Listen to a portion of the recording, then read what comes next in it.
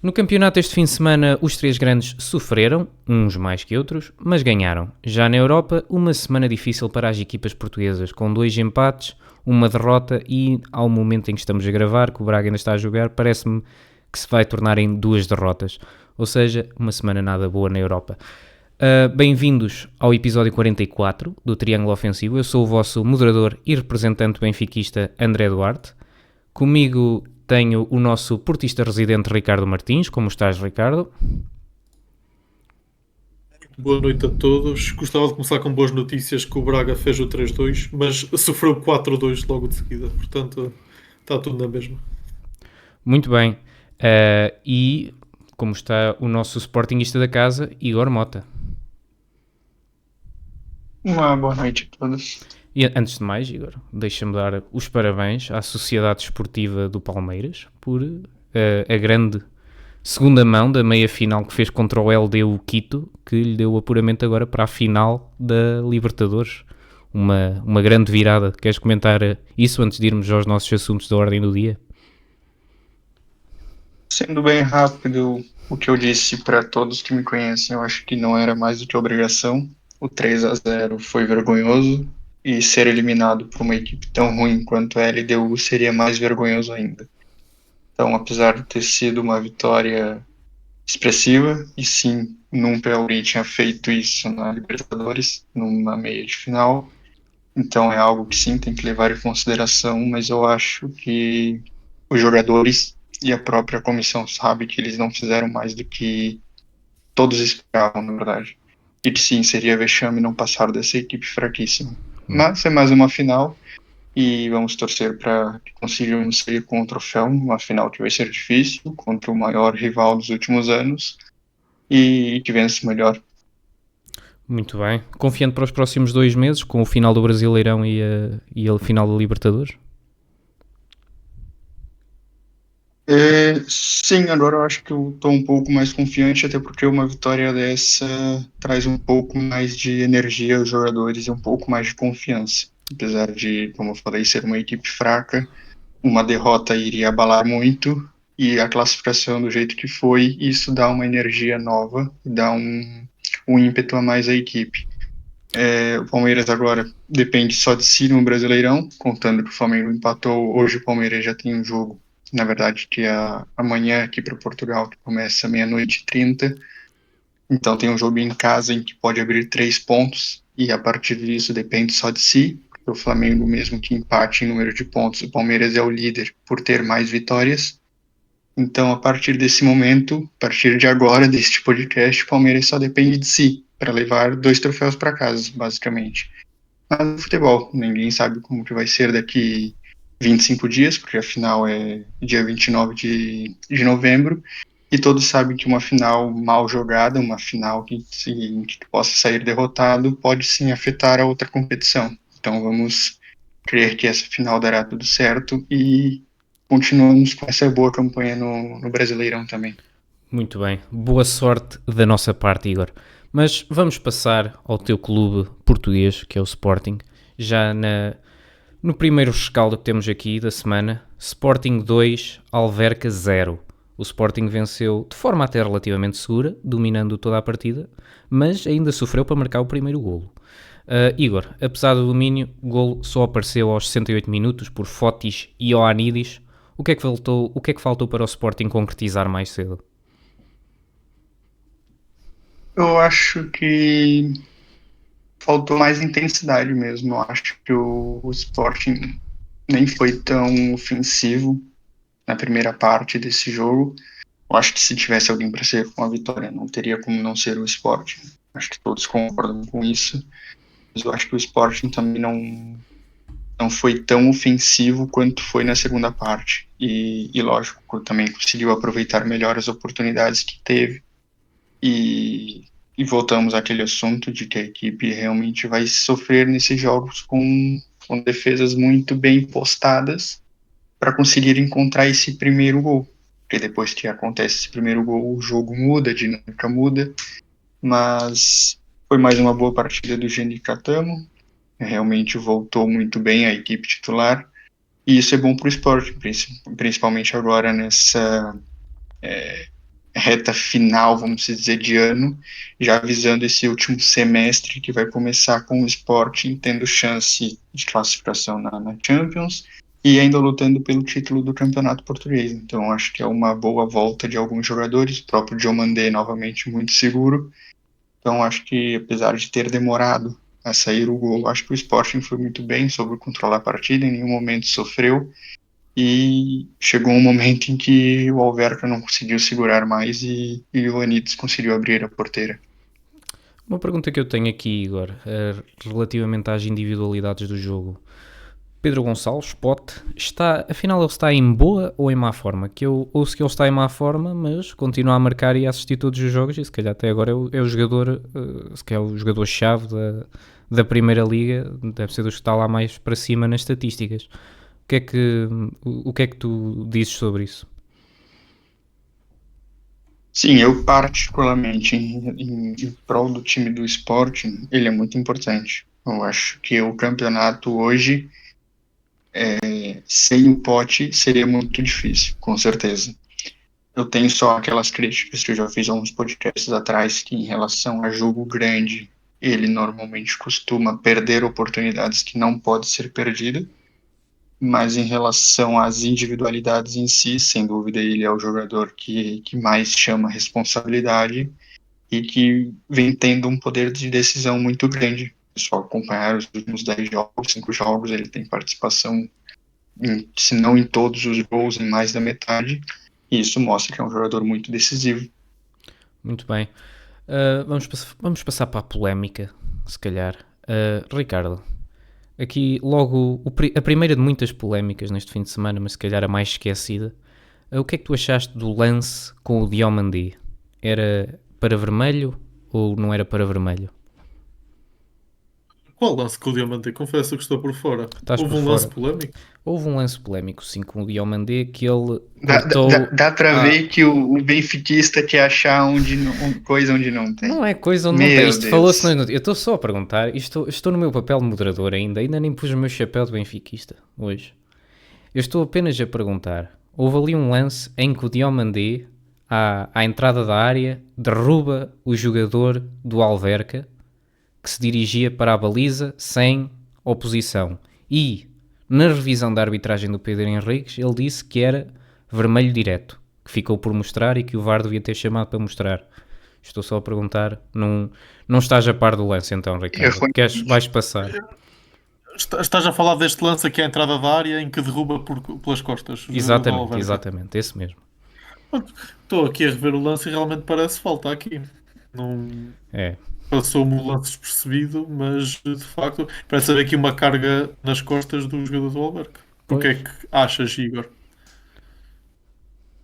Sim, ó, é fácil entender por que não é uma expulsão. Primeiro, não foi uma entrada temerária. Ele não foi maldoso. Ele fez uma falta que ele tinha que ser feita.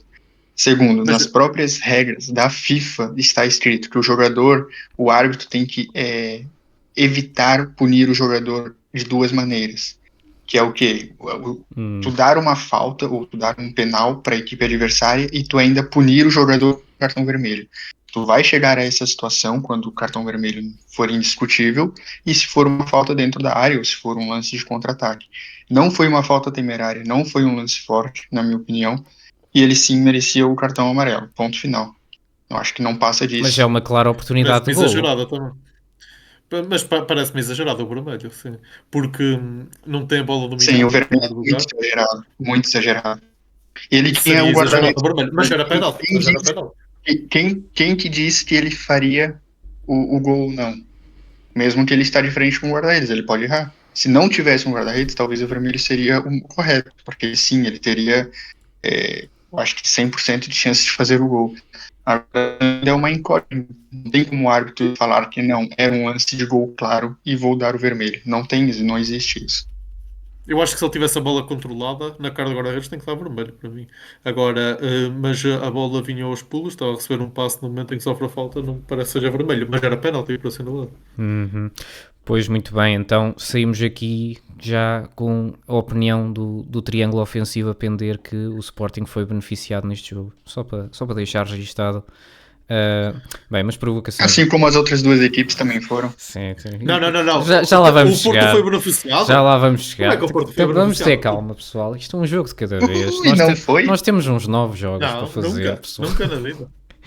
Bem, Vamos lá última para a pergunta, Igor. Este tipo de exibição mais ou menos sólida do Sporting é suficiente para manter o ritmo competitivo da equipa até ao final do campeonato? Achas que já ou ainda precisam de evoluir se querem roubar isto ao Porto, que teve aquele bom começo, mas agora está a perder um bocadinho de vapor?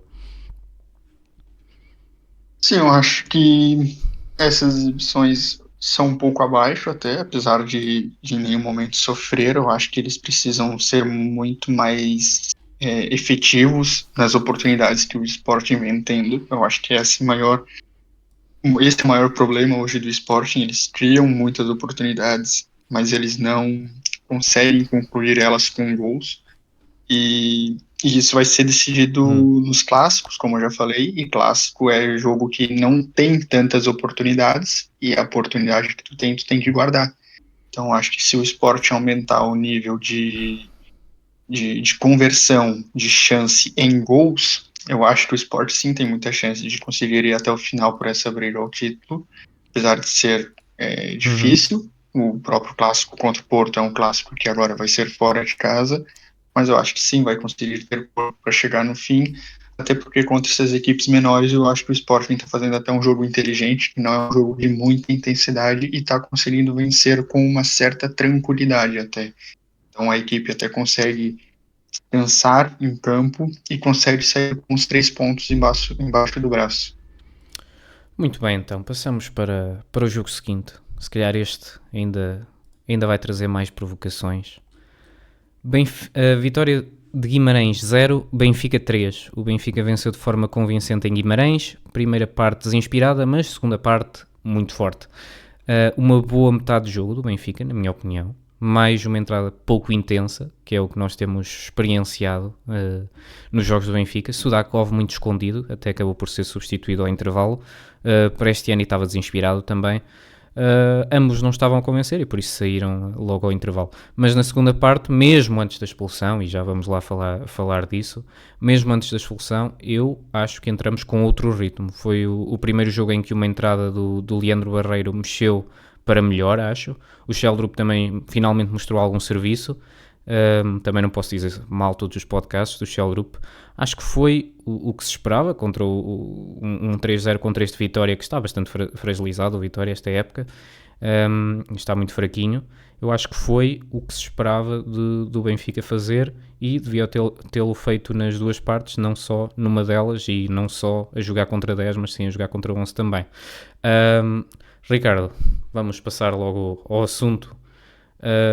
Deixo-te introduzir o tópico. Tu achaste que a arbitragem foi protagonista neste jogo? Adivinho que tenhas achado isso. Claramente não. Eu acho que eu estou agora mesmo a olhar para o lance outra vez porque queria tê-lo bem fresco na memória para falar disto aqui. Eu neste momento não vejo algum motivo de escapatória para tu dares uma opinião que não seja isto era vermelho direto, ainda na primeira parte ao Sudakov. O que é que tu podes dizer, André? E foi dos maiores vermelhos diretos que alguma vez vi em toda a minha vida. Pitões na zona da canela, totalmente. Não é um dos maiores vermelhos que tu viste na tua vida, mas é um vermelho, daqueles mesmo indiscutíveis. Segundo o critério da arbitragem que tem sido deixado estes últimos anos, em que tudo o que é um pisãozinho é considerado vermelho, tudo bem.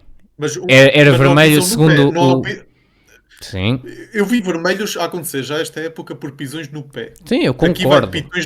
Eu acho que o critério tem sido um bocado apertado nos pisões e se é para ter esse critério, o Sudakov devia ter sido expulso aqui. Tudo bem, não tenho problema em dizer isso. Eu coloco-te a questão de outra maneira. Houve algum lance no Campeonato Português de pitões na canela que não fosse vermelho sem ser este ano?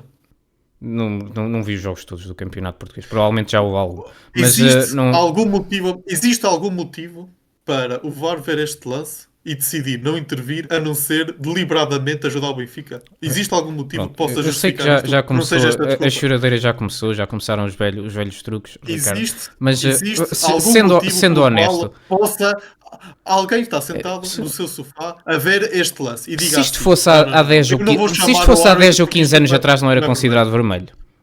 Posso dizer isso seguramente. Agora, segundo os critérios que eles têm tido, tudo bem. Se calhar era um vermelho. Mas, se isto Não foi fosse isso há que uns anos perguntei, não foi atrás... isso que perguntei. A minha pergunta era genuína. O quê? Existe algum motivo pelo qual o VAR não chamou para dar vermelho? Mas Porque agora nunca repara, houve mais arbitragens sem haver um benefício intencional de um clube? num lance tão óbvio. É que não tem escapatória. Eu entendo, por exemplo, o lance do Sporting, porque realmente podes ainda tentar argumentar de que a intencionalidade, É o assim, momento do tu viste jogo, podes colocar a questão de várias formas. Isto agora Neste tu lance metes a aqui, imagem o VAR está a lenta ver e o lance. com... A É imagem vermelho. rápida não é tão mal como a imagem lenta e como a fotografia parada. Não é assim uma entrada, ninguém vai sair dali lesionado. Ok? Vamos deixar isso claro. Agora, sim, eu acho que, segundo os critérios que a arbitragem tem tido ultimamente, para mim era um vermelho. Quer dizer, para mim não era um vermelho, porque eu acho que os critérios são um bocado apertados, mas segundo os critérios, era vermelho. Tudo bem. Agora, não, se foi deliberadamente para beneficiar o Benfica, isso é a opinião, pronto, é a opinião típica que, que nós já conhecemos, não é, Ricardo? Mas bem, hum, para além disso, Existe queres falar alguma do maneira vermelho? de Existe alguma maneira de justificar o VAR não ter intervido que não seja deliberado? Que não seja um erro deliberado? É que quer dizer, Provavelmente achou o lance não era assim tão mal na visão dele, quando estava a ver no VAR, não não era achou. assim tão mau. Não era, para ele, a interpretação de vermelho era o Sim, quê? tudo. Decapitar o jogador do Vitória? Ok, podemos acabar com a choradeira e avançar. Acho que já, Não, já, já deixei bem vincado que André, não é um vermelho assim tão claro quanto isso, mas ok. eu tenho um sonho neste podcast, que era tu um dia chegares aqui e dizeres assim, não, de facto era vermelho e realmente é Eu ridículo acabei o de VAR não ter dizer, intervido. Pronto, e acabamos a acabei de conversa dizer, aqui. segundo os critérios de ultimamente das arbitragens eram vermelho. E se o do Leandro Barreiro foi vermelho, este também devia ser vermelho. Concordo com isso. Para mim nenhum deles era vermelho. Mas se o do Leandro, quem é que foi que fez a falta? Foi o Fábio Blanco. Se o do Fábio Blanco foi expulso, o Sudakov também devia ter sido expulso. Tudo bem. Mas, para mim, o árbitro pode dar o benefício da dúvida aqui. O árbitro se calhar estava perto do lance, o VAR achou isto podia ser vermelho, é um alaranjado, whatever. Para mim, não vejo motivo para tanta choradeira neste jogo, mas pronto. Vamos comparar este lance com o do Vitória de Guimarães na segunda parte. Este foi 20 vezes mais agressivo. O do Vitória de Guimarães Calma. nem acertou. Foi O- imprudente, Como é que tu sabes que não mas acertou? Tu não sabes o tamanho da coisa, Ricardo. Tu não sabes se acertou ou se não acertou. por mim podiam ter dado vermelho nos dois. Por mim tudo bem. Agora, num tem o critério já apertadíssimo de ok, não acertou, raspou nos calções, pronto, vermelho. Neste aqui que acerta com os pitões na canela do jogador do Vitória, que é vermelho em todo o lado, não dá vermelho porque não quis. Porque o árbitro tem o benefício da dúvida porque o lance pode ter um jogador à frente, não viu, mas o VAR tem que intervir. O VAR não interviu porque não quis, não tem desculpa ao VAR. Não E, interviu porque não quis, porque o lance foi óbvio. Igor, o que é que achaste do jogo e da arbitragem?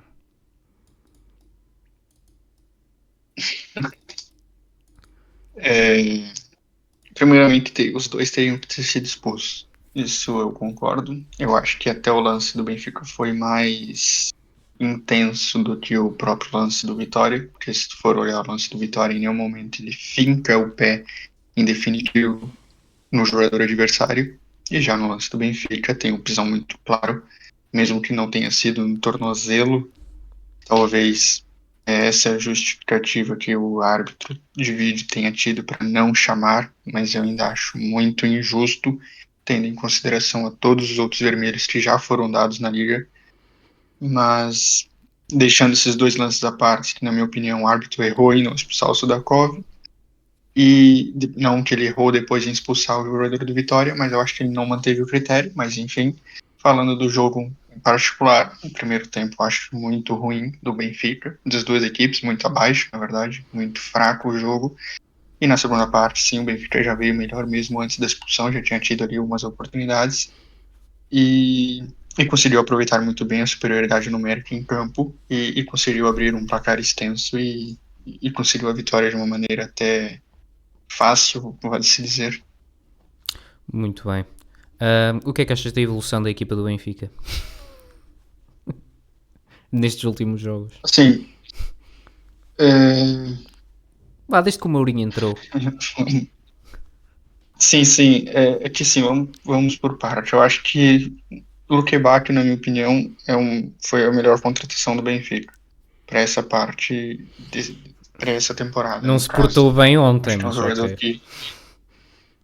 Sim, mas eu acho que também julgar por um jogo é complicado. Se for ver todos os outros em que ele vem Tudo bem, tendo melhor atuação, é sempre o jogador que mais chama a responsabilidade, é o jogador que mais tenta algo diferente, enquanto o resto da equipe é toque para o lado ou toque para trás. Mas pronto. Em relação à evolução, digo com toda sinceridade que eu não vi. Eu acho que o Sudarkov é um jogador ainda muito abaixo. Eu acho que tem uma margem para crescimento, mas até o momento não mostrou que ele pode ser esse jogador que vai crescer muito. O Prestiani, que vinha de alguma partida ou outra atuando bem, realmente foi um pouco abaixo. E o segundo tempo ele melhorou, eu acho que de uma maneira muito clara, a partir do momento que entra o Chaldrup e o Barreiro.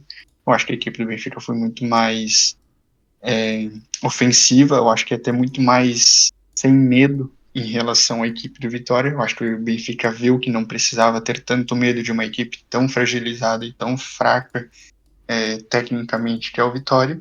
E assim, o Benfica meio que se atirou ao ataque, não de maneira descoordenada, mas conseguiu atuar sempre em bloco, o próprio Luquebacchio muito pela direita, algumas próprias faltas do próprio Luquebacchio, o próprio Sheldrup entrou muito bem na partida.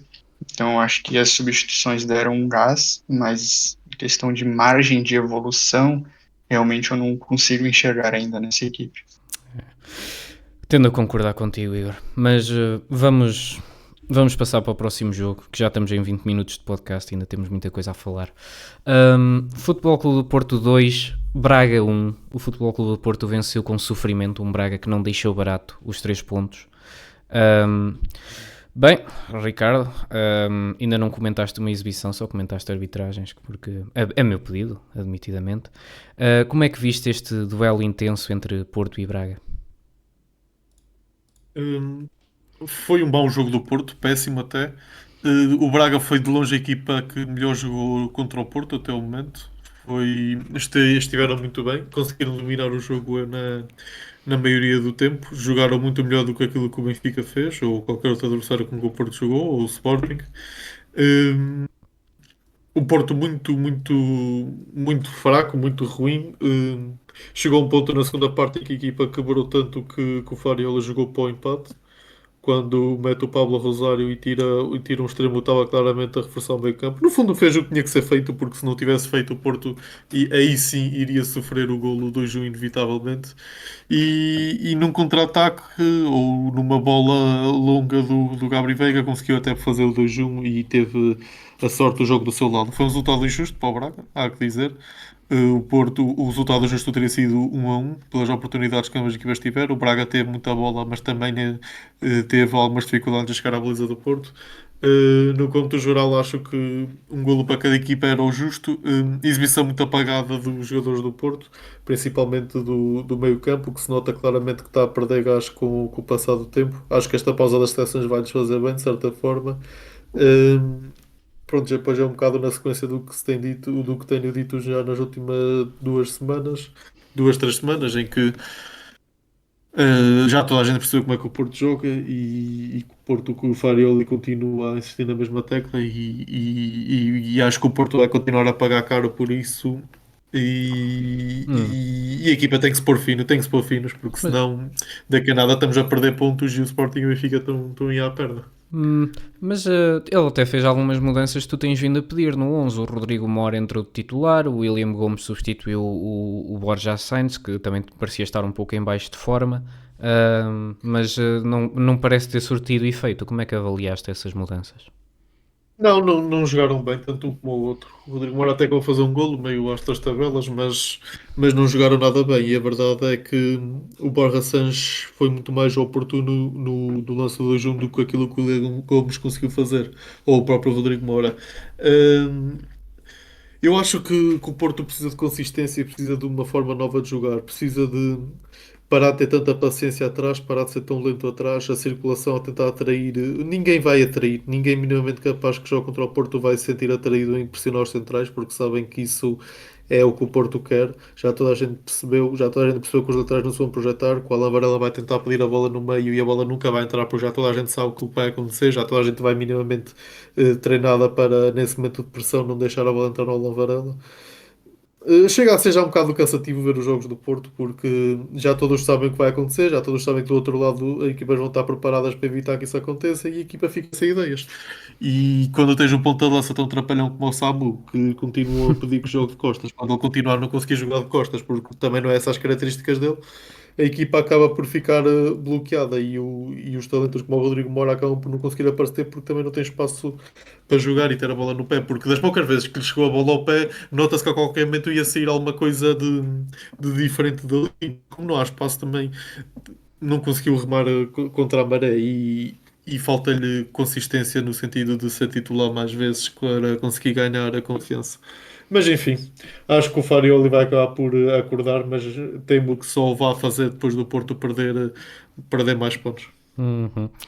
Igor, o que é que achaste da exibição e já agora, o que é que achas desta equipa do Braga? Era justamente esse ponto que eu ia pegar mais dessa partida. Eu nem ia falar tanto da equipe do Porto, mas sim da equipe do Braga. Novamente, um bom jogo. Eu acho que até a gente não fala que foi um excelente jogo por causa que o resultado foi negativo. Mas essa equipe do Braga, que é dirigida pelo Carlos Vicens, é uma equipe muito boa. O Ricardo viu o jogo, creio eu, e não sei se o André teve a oportunidade de ver toda a partida, mas eu acho que foi um jogo em que parecia que o Braga era o Porto e o Porto era o Braga. Sim, especialmente Foi um jogo. E o que mais me surpreendeu, desculpa interromper, o que mais me surpreendeu foi que depois do Braga marcar parece que o Porto se encolheu ainda mais, o que é um bocadinho estranho. Exatamente. Eu acho que assim, o Porto, eu vou dizer nessas palavras, mas eu acho que o Porto teve muita sorte mesmo no gol do Rodrigo Moura, que o Porto não estava conseguindo achar nada na partida, nada.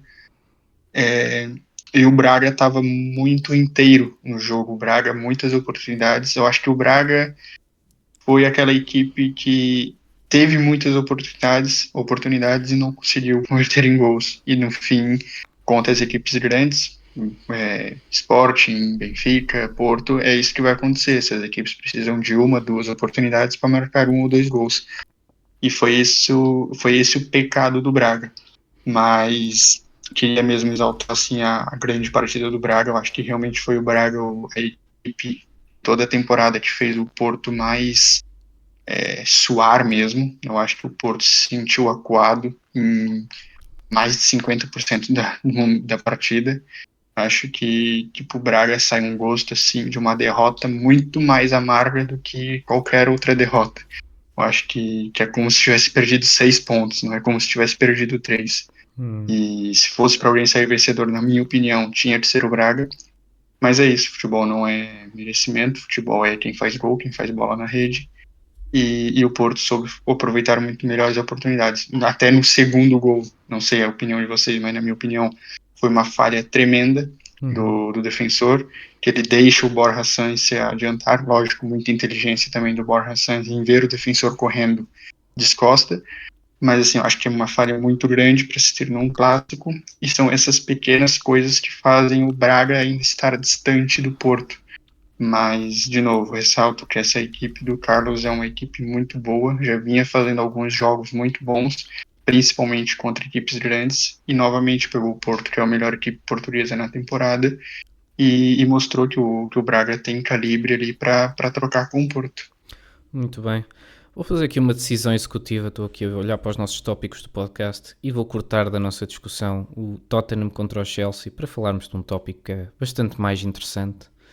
Ricardo, não é possível falar deste jogo do Porto sem falar do que aconteceu nos bastidores e do que apareceu no relatório do árbitro no dia seguinte. Supostamente, diz o relatório do árbitro, que havia uma televisão no balneário dos árbitros que estava a transmitir os lances polémicos da partida em loop com um intuito de sugerir ao árbitro que ele estava a fazer um mau trabalho e desta maneira o pressionar Não foi bem assim. a favor não do foi bem Porto. assim. Estás a contar mal. Então deixa-me contar melhor. Então, força aí, corrige-me se eu estou enganado. O que aconteceu foi o balneário onde ficavam os árbitros, ao intervalo, puseram lá uma televisão que não dava para desligar, ou duas televisões que não dava para desligar, em que em loop passava o lance do golo do Porto da primeira parte, que foi anulado por falta do Benarek sobre o guarda-redes, e um lance igualzinho que o mesmo árbitro há uns anos validou a um jogador do Benfica. Igual, fotocópia. E agora o árbitro reclama porque expuseram-no, obrigaram-no a ver a sua própria incompetência em loop. Quer dizer, Então tu achas tudo bem que eles tenham feito isso? Isto para ti Acho não é muito bem. pressionar árbitros, não é? Eu quando faço merda no meu trabalho também me chamo a atenção por isso. Então Acho que um clube pode pôr uma coisa no balneário do árbitro a criticá-lo enquanto o jogo ainda está a passar. É proibido falar com os árbitros no túnel, é proibido os dirigentes dirigirem sequer uma palavra ao árbitro no túnel, senão podem ter castigos severos. Mas tu achas bem porem uma televisão num balneário de um árbitro? Eu nem estou a avaliar os lances, porque provavelmente eu vou dar de barato que os lances são iguais. Eu nem sei se são iguais, nem vi os lances. Mas, quer dizer, vi o do Porto, porque passou no jogo. Não fui ver se o do Benfica era idêntico, nem me dei o trabalho disso. Mas, valha-me Deus. Estamos a brincar com isto ou quê? Acho muito bem. Toda a gente que seja mau profissional tem que ser chamada a atenção pelo seu mau profissionalismo. Estamos a chegar aqui ao ridículo, Ricardo, muito sinceramente. André, o árbitro pode muito bem ignorar as imagens e seguir com a vida dele. E mais. Estavam a falar que o Porto vai descer à segunda divisão, vai perder os pontos. Não, ninguém disse isso. Mas devia haver uma punição severa, uma multa severa quanto a estas coisas. Qual era a multa? Um valor exorbitante. Milhões. Na minha opinião. Milhões. Doado já. Para mim é lesionar o Bednarek à força. Dá-lhe com um tubo de metal na rótula. O resto da época. Não, agora estou a brincar, mas seriamente eu acho que é um assunto que não pode passar em claro. Deve haver uma punição e pode até haver consequências criminais, porque coação é crime. E o árbitro que escreveu no relatório foi que estava a ser coagido a ter uma certa intervenção na partida. Por isso, o André Vilas Boas que vá arranjar os advogados do Pinto da Costa outra vez, que os vá ressuscitar de algum sítio, porque isto já não estamos no tempo da fruta, Ricardo. Já não estamos no tempo da fruta. André. Qualquer dia deixam fruta no balneário do Fábio Veríssimo e ele depois não sabe o que fazer. Okay? André, sabes o que é que eu gostava que acontecesse? O mesmo Fábio Veríssimo, quando há 2 anos... Há 2 dias de um Benfica Sporting, é nomeado o Fábio Veríssimo e o Benfica, a página oficial do Benfica faz um tweet que diz assim: estamos indignados com a nomeação do Fábio Veríssimo pelo seu historial de favorecimento ao Sporting a 2 dias de um clássico. Isto não é coação, André? Isto queres comparar coisas? Isto é incomparável. Eu gostava isto é incomparável. Eu nem estou a dizer que acho bem ou mal, mas isto é incomparável. A 48 horas de um clássico. A 48 horas de um clássico. Tu sabes bem o clima de intimidação que tu estás a pôr num árbitro quando lhe metes uma televisão que ele não pode desligar a passar-lhe uma opinião que os dirigentes do Porto têm. Isto aqui é ridículo. Não tens maneira de defender isto, Ricardo. Não tens. Estás aqui a tentar inventar que é uma coisa fixe e tal. Isto é atitudes, isto é macacadas. Macacadas. Vamos falar de macacadas, Ricardo. Isto é macacadas. O único objetivo do Benfica com aquele tweet foi pressionar o árbitro para ser favorecido. Porquê que estamos a falar de um tweet do Benfica há 2 anos? Tu puseste uma televisão no balneário do árbitro. O que é que um tweet? Tu vais buscar um tweet para justificar isso? Onde chamas o árbitro de gatuno. Igor, dizes claramente que ele... Igor, tu dizes, o árbitro tem um histórico não quero este árbitro a arbitrar a minha equipa contra o Sporting porque ele tem um histórico de favorecimento ao Sporting. Estás a chamá-lo de gatuno. Isto não é coação, chamar de gatuno ao árbitro. Como não foi bagaço, teve o Fábio Veríssimo sorte. Igor, diz-me o que é que tu achaste de toda esta polémica. Não te escapas desta agora. Não. Eu já escapei, lamento, mas estamos em 34 minutos de podcast e ainda temos Champions League para falar. 48 horas o chapéu de moderador, voltei a pôr o chapéu de moderador e disse, acabou. E agora é a vez do Igor dar a sua opinião para avançarmos deste tópico. a 48 horas do jogo chamas de gatuno ao árbitro, antes de um clássico com o Sporting. Árbitro que foi nomeado para arbitrar esse jogo. E dizes que tem um Vou-te historial multar. de favorecimento ao clube que vais defrontar. Vou-te Não estás a multar. coagir o árbitro. Não. Não estás a coagir o árbitro. Igor. Mas força. indo nessa mesma linha de raciocínio, então, Ricardo, tu disse que o árbitro do Porto e Braga, ele podia simplesmente não olhar a televisão, o que é muito difícil. Ele pode não olhar a televisão, mas não pode evitar o tweet do Benfica. Deixa eu terminar a minha linha de raciocínio. Desculpa, Então, assim, desculpa. um árbitro que está no ambiente de trabalho dele, com a equipe de trabalho, em que ele tem ali um ambiente pequeno para estar no intervalo de um jogo, ele teria que ficar de cabeça baixa a todo momento para não olhar para a televisão. Mas o árbitro, a 48 horas antes da partida, ele não consegue simplesmente se desligar das redes sociais e não ver o que está acontecendo. Então, Tu sabes muito bem quando faz É aquele isso? tweet vai chegar aos ouvidos do árbitro. É impossível não chegar aos tá, ouvidos do mas árbitro. assim como tu falou pro André, eu acho que é a mesma coisa para ti. Eu acho que Não é a mesma coisa, chegar é muito aqui pior. e falar mas, que foi, eu acho que chegar aqui e falar que sim, foi uma pressão que o Porto fez em cima do árbitro é muito mais bonito do que tentar achar desculpas.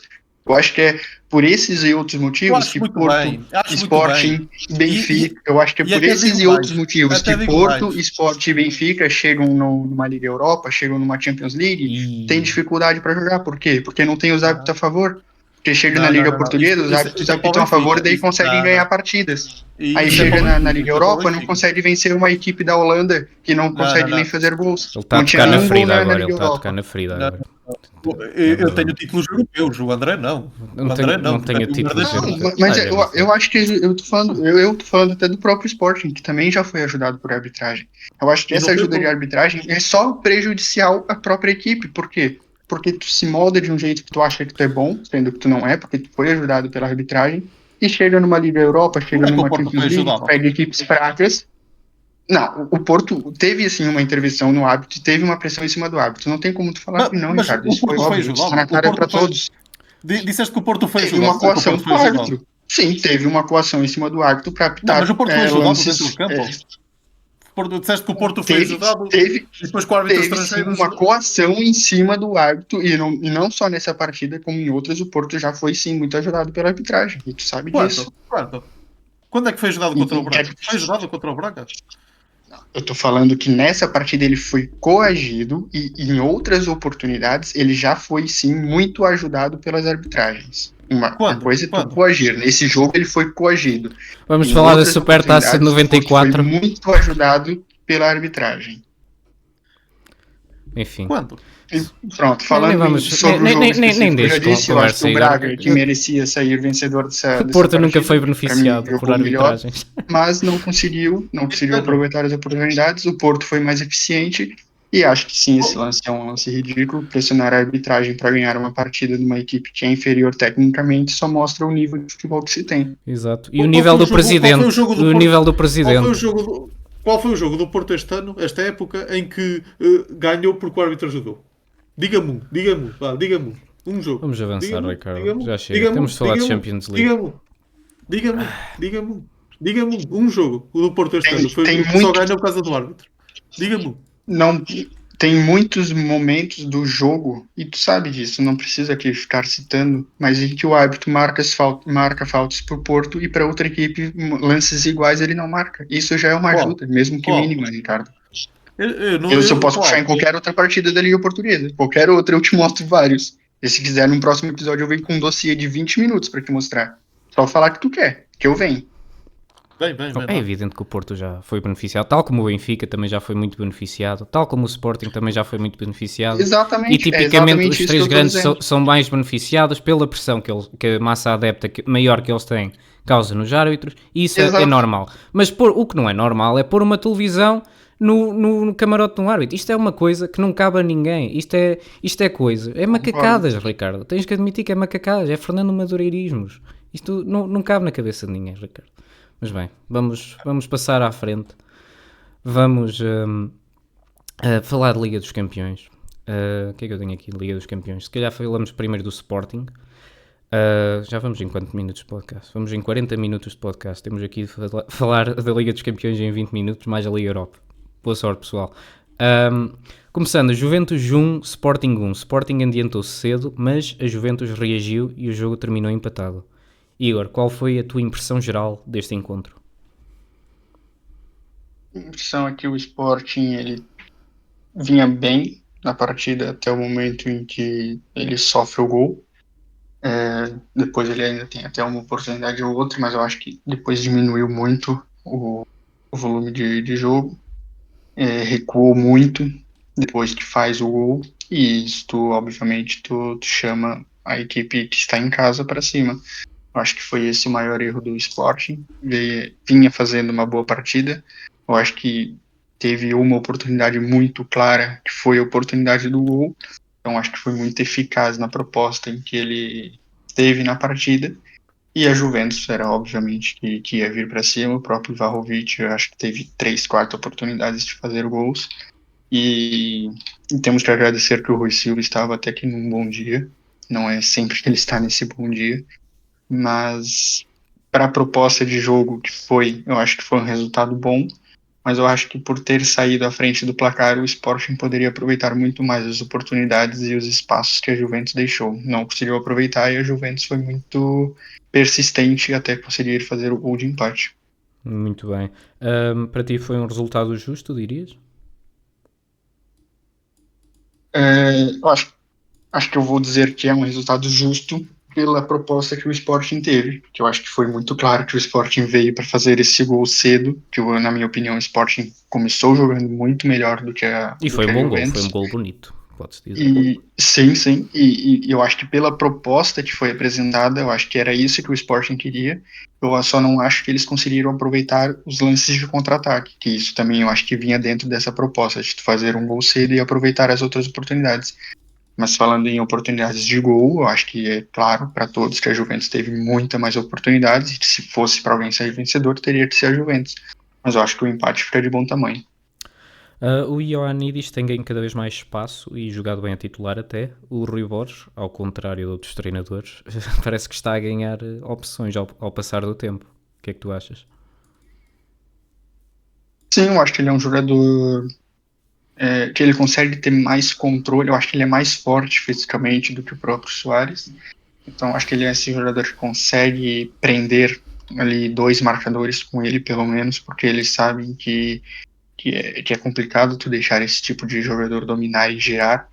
Então acho que ele vem sim tendo o espaço e vem aproveitando muito bem essas oportunidades que vem tendo. Ainda acho que o Suárez está à frente dele, e eu acho que uma larga vantagem ainda, mas é sempre bom ter mais jogadores no seu elenco para que tu consiga descansar os próprios jogadores titulares. Muito bem. Ricardo, tens comentários sobre este encontro? A exibição do Chico Conceição agradou-te? Não, não jogou. Eu acho que o Sporting podia ter feito muito mais. O Rui Silva, para mim, foi o homem do jogo e acho que até o Pote reconheceu isso no final. E acho que esta Juventus estava perfeitamente ao alcance do Sporting, que podia ter ganho se tivesse sido mais ambicioso, na minha opinião. E acho que o erro do Sporting foi ter respeitado em demasia esta Juventus, que estava perfeitamente ao alcance do Sporting e podia ter ganho, podia ter tirado um resultado muito melhor. Achas que também está ao alcance do Benfica, a Juventus? Não, o árbitro estrangeiro, o Benfica, não, É não tem demais. alcance para ninguém. Estou a ver. O Ricardo hoje está frustrado com a Santa Aliança. Mas se o árbitro dá fosse para falar com ele. português, se o árbitro fosse português, era 5-0 para o Benfica. Tá bom. Bem, já que estamos a falar em Benfica, tem que se falar em coisas tristes também. Benfica 0, Bayer Leverkusen 1. Golo de Patrick Schick definiu uma partida em que o Benfica não conseguiu desbloquear o jogo.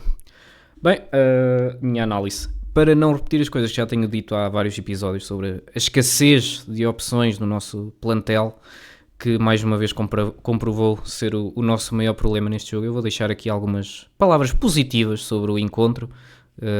Acho que o resultado foi pior do que a exibição. Sinceramente, fica-me a ideia que merecíamos mais a vitória do que o Leverkusen. Se calhar o resultado mais justo teria sido um empate ou até mesmo a vitória do Benfica. Mas é aquela máxima do quem não marca sofre, e o Benfica teve várias oportunidades para marcar, só que os avançados, nomeadamente o Pavlidis e especialmente o Luque Bacchio, tiveram uma noite muito desinspirada, fruto também de se calhar jogarem jogo sim. Não têm tido muito descanso, mas há ali lances em que não há desculpas. A bola tinha que entrar, o Pavlidis a tentar driblar o guarda-redes a 2 metros da baliza, não faz sentido. O Luque Bacchio perde também uma quantidade horrível de oportunidades. O que é certo é que a bola não entrou. Quanto ao resto da equipa, para além desses dois, até achei que fizemos um bom jogo. Olhando individualmente, o Trubin não tem culpas no golo, o Tomás Araújo podia ter feito melhor nesse lance, mas acho que até teve um jogo bastante bom. O Otamendi esteve bem, apesar de passar algum tempo a mais a discutir com o árbitro, que é uma coisa que me enerva. O Dal teve o erro do golo, foi culpa dele o golo, mas mesmo assim, também quem é que vamos pôr a lateral esquerdo? O Dal não fez mais do que o que se espera do Dal. O Aurs nos faz o que pode, jogar tipo 4 posições no mesmo jogo. O Enzo jogou bem. Já agora deixa-me pôr aqui o plantel do Benfica, nem tenho aqui o jogo, mas o Enzo eu diria que jogou bem. O Rios eu achei que também fez, acho que o Rios até foi o melhor jogador do Benfica em campo. E depois o Sudakov demorou um pouco a entrar no jogo, mas fez os passos que até nos deram as melhores oportunidades do golo. E depois já o Barreiro, que nada contra, mas o Barreiro a titular mostra que o Benfica, de momento, não tem mesmo o plantel, porque o Leandro Barreiro não é um jogador para ser titular do Benfica.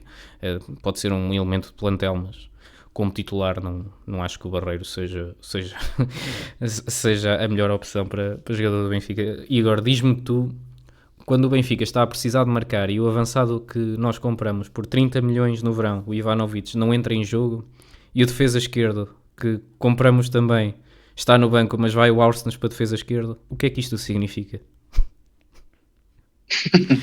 Significa que o treinador não tem confiança no seu elenco, pelo menos é o que eu acho.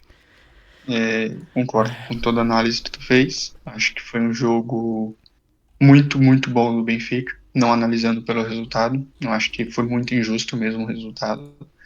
Mas basicamente é muito parecido com o jogo do Braga e Porto, na minha opinião. Uma equipe que merecia vencer muito mais do que a outra, mas não soube aproveitar as oportunidades. Acho que o Benfica em casa iniciar com um trinco no meio de campo de Barrenetxea, Leandro Barreiro, Richard Rios, eu acho que isso deve dar uma depressão tremenda em todos os adeptos, todos os torcedores do Benfica pelo mundo, porque isso mostra o quão fraco é tecnicamente seu elenco. Eu acho que tu não tem criação nenhuma a partir do momento que tu inicia uma partida dessa contra uma equipe tão ruim que é a do Leverkusen. Eu acho que, apesar de tudo, o Benfica deixou mesmo de ganhar 3 pontos e fez uma grande partida. Mas futebol não é feito de grandes partidas, futebol é feito de gols. E o Benfica não conseguiu fazer gol nessa partida. E é feito de planeamento das épocas, e esta época foi planeada como se viu.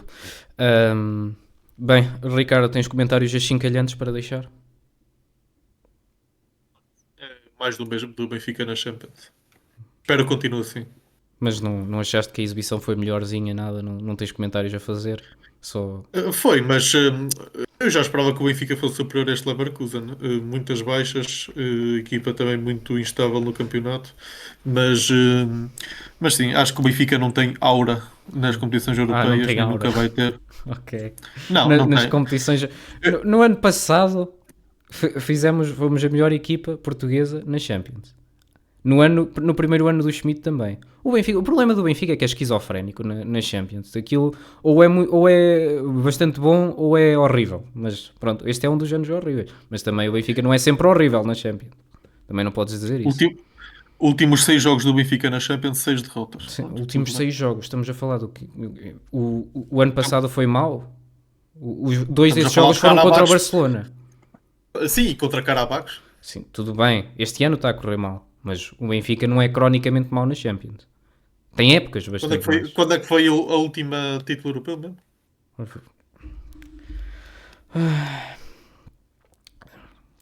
Vai ser isto o podcast todo, Ricardo. Pronto, está bem. A mim admira-me como é que ele não começou em primeiro lugar, bom dia ou boa noite, em 35º Benfica. Eu estava à espera de ouvir essa, mas falhaste aí, Ricardo. Não é 36º? 35º. O Ajax está pior que nós, atenção. O Ajax está com uma diferença de golos negativa de Ajax 13 golos. O próximo jogo é Benfica-Ajax. Isto é o jogo... a batalha o Ajax fez um gol em 4 partidas. O Benfica fez 2 gols em 4 partidas. Essa partida tem tudo para terminar, menos um para cada lado. E os 2 golos do Benfica foi com o Karabakh só. Enfim, é o que é. Bem, vamos falar aqui um bocadinho de... Vamos sair do Burgo, pessoal. Temos aqui que falar de jogos relevantes para o futebol europeu. Sim, se calhar passamos rápido em cada um.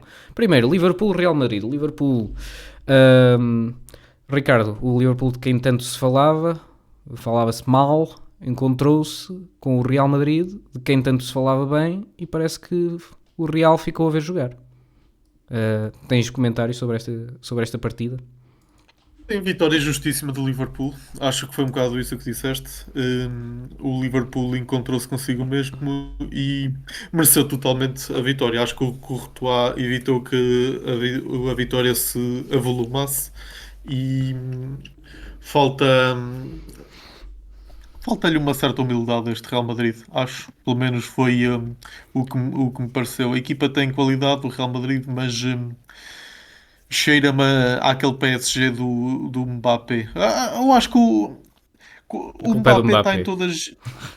Não, a culpa não é do Mbappé, mas o Mbappé esteve naquele PSG que não se entendiam as estrelas e as coisas correram mal.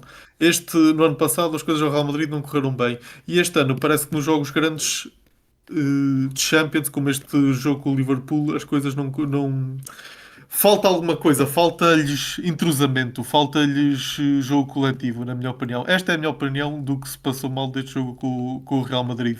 E, sinceramente, não vejo o Xabi Alonso a conseguir reverter este ciclo de falta de entrosamento deste Real Madrid. Qual é a vossa opinião desta questão? Eu acho que as equipas inglesas estão muito fortes esta época.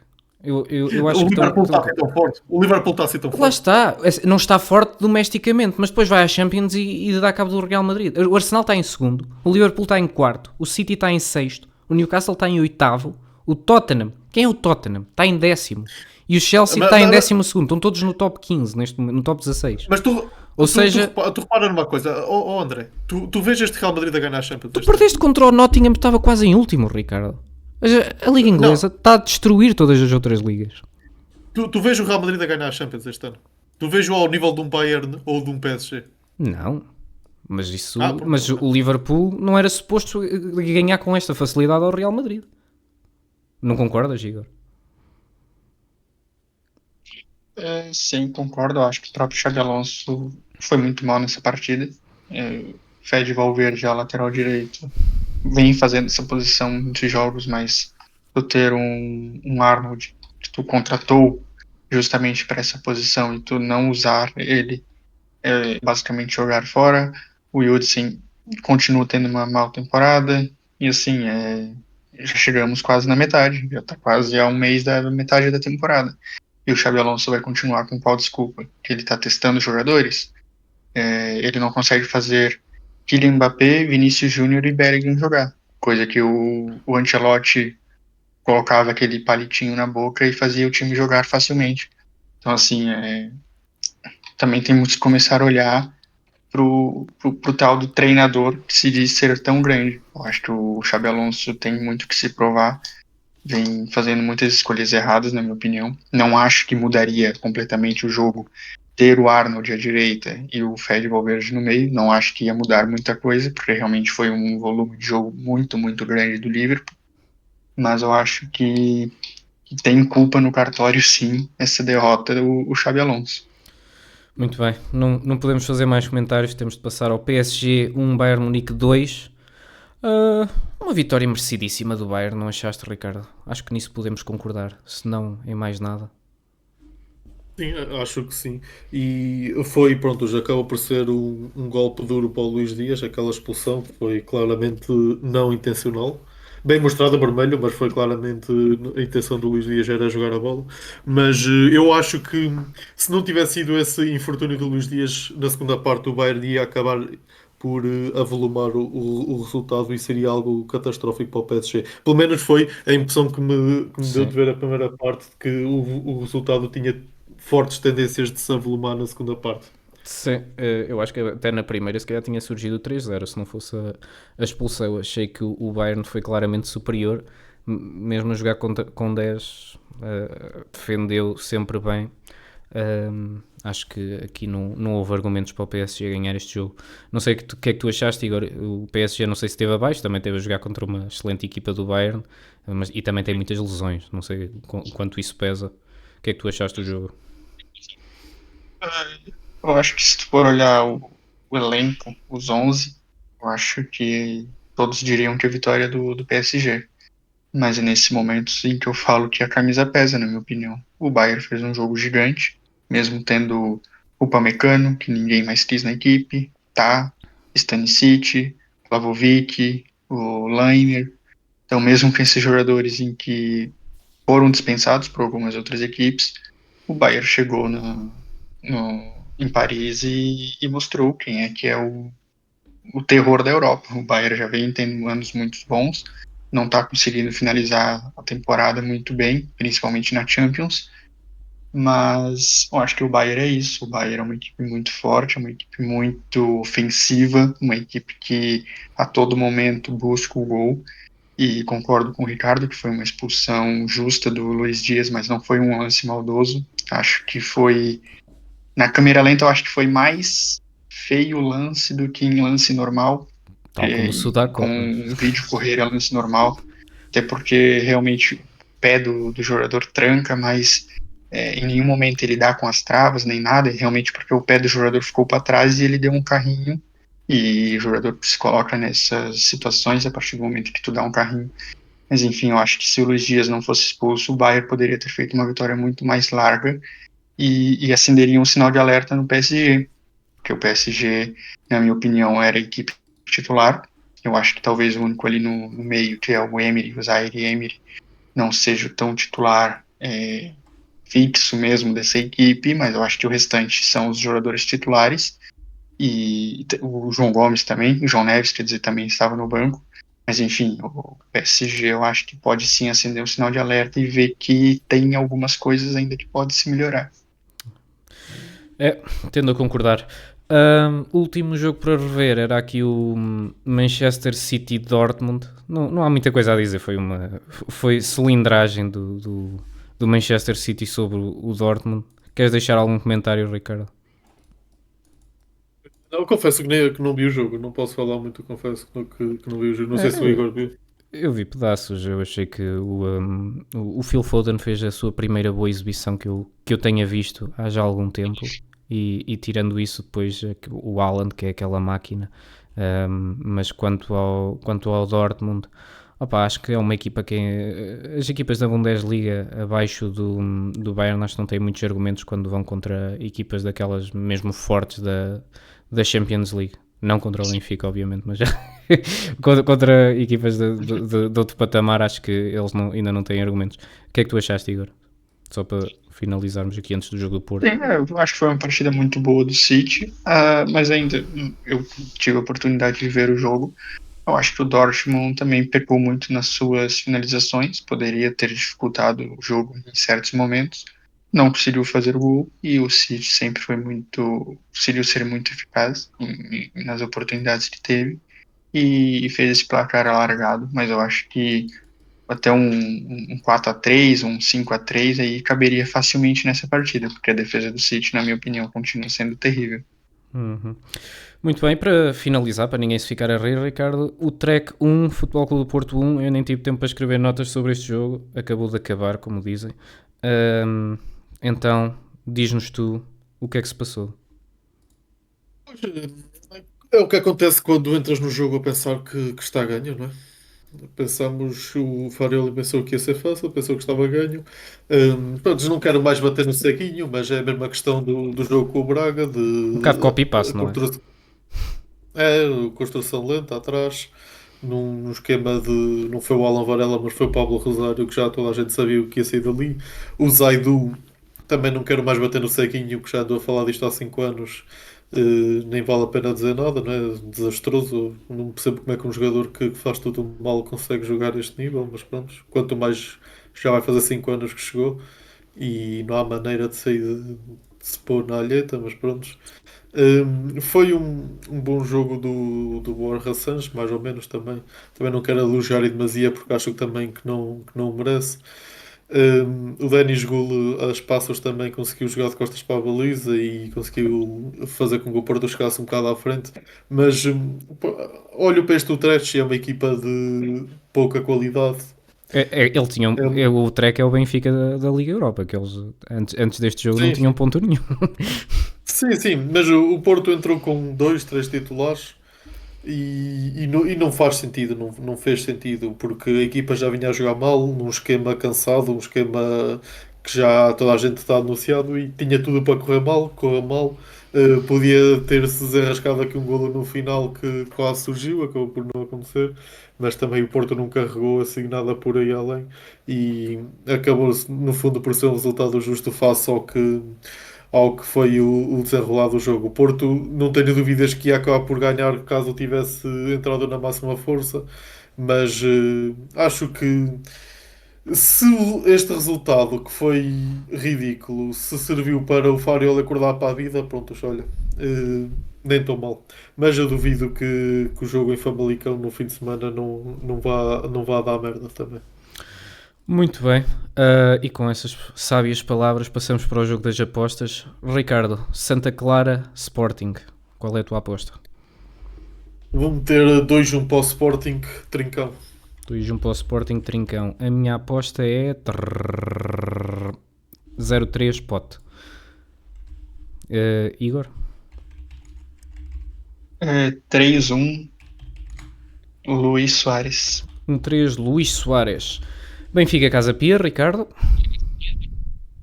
2-0 para o Benfica, Pavlidis. 2-0 para o Benfica, Pavlidis. Muito bem, a minha aposta é 3-1 Luca Bacchio. Igor?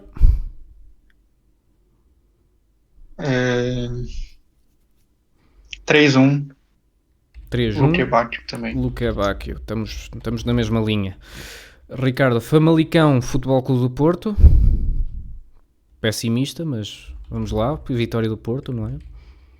1-0 para o Porto Samu. Pode ser que 0-1 bata-lhe Samu. ali, bata-lhe na canela sem querer e entrava no baliza. E a minha aposta é 1-2 Samu. Não está muito longe. Igor? 2-1 pro Porto também. 1-2 E Gabri Veiga. Gabri Veiga. E muito bem, e depois mais 2 jogos da Liga Inglesa importantes. Tottenham contra Manchester United, Ricardo. 1-0 para o United, Bruno Fernandes. É para o United, Bruno Fernandes. A minha aposta é 0-3 Bruno Fernandes. Estou mais confiante que tu no United. E tu, Igor? 2-2 2-2 com Embelmu. Coiso, exato. Man City Liverpool. Este é importante. Força, Ricardo. Que é que achamos disto? 2-1 para o City, Haaland. 2-1 Haaland. Vamos ver qual é a aposta que eu tenho aqui apontada. É 2-0 Haaland. Igor? 2-1 para o City. 2-1 para o City. Haaland. Copiar a aposta do Ricardo. E assim termina mais um episódio do Triângulo Ofensivo, longo e efusivo este, também com algumas mudanças aqui com os gráficos e tal, não é? E pronto, e no fundo é muito isso. Não se esqueçam de dar gosto e subscrever o canal do YouTube da Rádio Lince Futebol para acompanhar os nossos podcasts e novos vídeos todas as semanas. Alguma nota, Igor? Somente agradecer aos nossos ouvintes. Alguma nota, Ricardo? Última oportunidade para a choradeira. Vamos lá. Melhor uma boa noite, uma boa continuação e pedir desculpa pelos comentários falaciosos do meu colega André. Muito bem, obrigado a todos e até para a semana.